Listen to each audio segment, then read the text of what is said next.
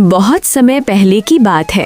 वृंदावन की हरी भरी गलियों में हर दिन हंसी मजाक, माखन मिश्री की खुशबू और बांसुरी की मधुर धुन गूंजती रहती थी। गांव के लोग कहते थे कि जब तक नंदलाल की बांसुरी बजती है तब तक वृंदावन में कोई दुख टिक नहीं सकता। उन्हीं दिनों की बात है जब एक सुबह ग्वाल बाल अपने अपने घरों से गायों को लेकर जंगल की ओर निकल रहे थे। श्री कृष्ण भी अपने मित्र सुदामा, मधुमंगल और अन्य ग्वाल बालों के साथ जंगल की ओर जा रहे थे। रास्ते में मधुमंगल हमेशा की तरह खाने की बात कर रहा था। उसने हंसते हुए कहा, कान्हा, आज तो मुझे बहुत भूख लगी है, अगर कहीं माखन मिल जाए तो मज़ा आ जाए। कृष्ण मुस्कुराए और बोले, अरे मधुमंगल, तुम तो हमेशा खाने के बारे में ही सोचते रहते हो। तभी अचानक जंगल के भीतर से एक अजीब आवाज़ आई, जैसे कोई दर्द से कराह रहा हो। सभी ग्वाल बाल रुक गए। सुदामा ने धीरे से कहा, कान्हा, ये कैसी आवाज़ है? कहीं कोई घायल तो नहीं?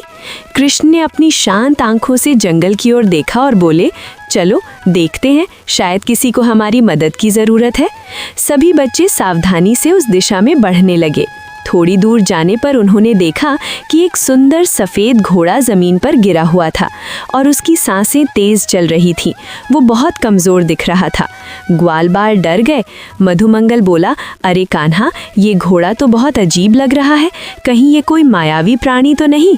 तभी वो घोड़ा अचानक आंखें खोलकर बोला, डरो मत बच्चों, मैं तुम्हें कोई नुकसान नहीं पहुंचाऊंगा। ये सुनते ही सबके होश उड़ गए। सुदामा पीछे हट गया और बोला, अरे बाप रे, घोड़ा बोल रहा है। लेकिन कृष्ण शांत रहे। वे घोड़े के पास आए और बोले, तुम कौन हो और इस हालत में यहाँ कैसे पहुँचे? घोड़े ने धीरे से कहा, मेरा नाम पवन शक्ति है, मैं एक दिव्य लोक का रक्षक हूँ, लेकिन एक दुष्ट तांत्रिक के जादू के कारण मैं यहाँ गिर पड़ा हूँ।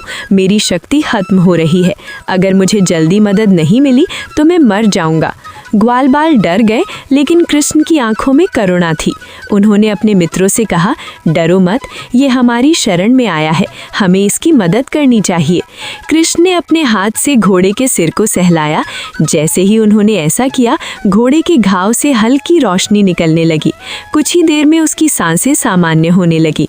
घोड़ा आश्चर्य से बोला, तुम कोई साधारण बालक नहीं हो। कृष्ण मुस्कुराए लेकिन कुछ नहीं बोले। उसी समय अचानक आकाश में काले बादल छा गए, हवा तेज चलने लगी और जंगल के भीतर से एक भयानक आवाज़ गूंजी, तो तुम यहाँ छिपे हो पवन शक्ति? सभी बच्चे घबरा गए। अचानक धुएं के बीच से एक भयानक तांत्रिक प्रकट हुआ। उसकी आंखें लाल थीं और हाथ में एक चमकता हुआ दंड था। उसने जोर से हंसते हुए कहा, मैं काल काय हूँ और ये घोड़ा मेरी शक्ति का स्रोत है, इसे मुझे वापस दे दो। ग्वाल बाल डरकर कृष्ण के पीछे खड़े हो गए, लेकिन कृष्ण आगे बढ़े और शांत स्वर में बोले, ये हमारी शरण में आया है, हम इसे तुम्हें नहीं देंगे। तांत्रिक हंस पड़ा, एक छोटा सा बालक मुझे चुनौती दे रहा है। उसने अपना दंड उठाया और जोर से मंत्र पढ़ा। अचानक जमीन कांपने लगी और चारों ओर अंधेरा छा गया। ग्वाल बाल घबरा गए, लेकिन कृष्ण ने अपनी बांसुरी उठाई और धीरे धीरे बजाने लगे। जैसे ही बांसुरी की धुन जंगल में गूंजी, चारों ओर का अंधेरा हटने लगा।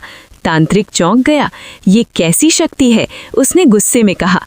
कृष्ण मुस्कुराए और बोले, जहाँ प्रेम और भक्ति होती है वहाँ अंधकार टिक नहीं सकता।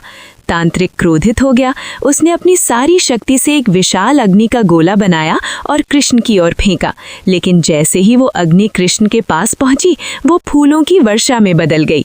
ग्वाल बाल खुशी से चिल्ला उठे।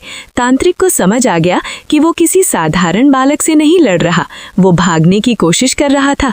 लेकिन उसी समय घोड़ा पवन शक्ति खड़ा हो गया। उसकी आंखों से तेज प्रकाश निकलने लगा। उसने जोर से कहा, अब तुम्हारा अंत आ गया कालकाय, और एक दिव्य प्रकाश की किरण तांत्रिक की ओर बढ़ी। कुछ ही क्षणों में तांत्रिक का जादू खत्म हो गया और वो धुएं में बदलकर गायब हो गया। जंगल फिर से शांत हो गया। ग्वाल बाल खुशी से कृष्ण के पास दौड़ कर आए। मधुमंगल बोला, कान्हा, तुम सच में कमाल हो, कृष्ण हंस पड़े। तभी घोड़ा पवन शक्ति उनके सामने झुक गया। उसने कहा, आज आपने मेरी जान बचाई है, मैं आपका ऋणी हूँ। कृष्ण ने प्यार से कहा, किसी की मदद करना ही सच्चा धर्म है। उसी समय आकाश से दिव्य प्रकाश उतरा। एक आकाशवाणी हुई, हे नारायण अवतार, आपने फिर से धर्म की रक्षा की है।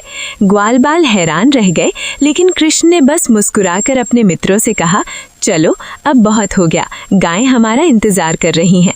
सभी बच्चे हंसते हंसते फिर जंगल की ओर चल पड़े।